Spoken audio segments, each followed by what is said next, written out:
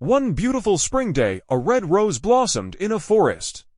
As the rose looked around, a pine tree nearby said, "What a beautiful flower." "I wish I was that lovely," another tree said. "Dear pine, do not be sad. We cannot have everything." The rose turned and remarked, "It seems that I am the most beautiful flower in this forest." A sunflower raised its yellow head and asked, "Why do you say that?" "In this forest there are many beautiful flowers. You are just one of them." The red rose replied, "I see everyone looking at me and admiring me." Then the rose looked at a cactus and said, "Look at that ugly plant full of thorns." The pine tree said, "Red rose, what kind of talk is this?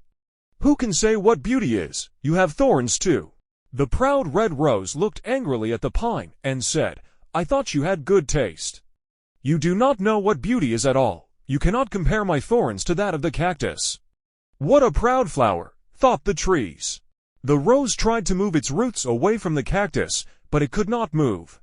As the days passed, the red rose would look at the cactus and say insulting things, like, "This plant is useless. How sorry I am to be his neighbor." The cactus never got upset and even tried to advise the rose, saying, "God did not create any form of life without a purpose."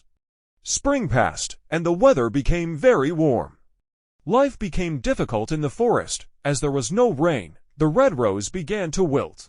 One day the rose saw sparrows stick their beaks into the cactus and then fly away, refreshed. This was puzzling, and the red rose asked the pine tree what the birds were doing. The pine tree explained that the birds were getting water from the cactus. "Does it not hurt when they make holes?" asked the rose. "Short stories, sparrow, yes, but the cactus does not like to see the birds suffer," replied the pine. The rose opened its eyes in wonder and exclaimed, "The cactus has water. Yes, you can also drink from it.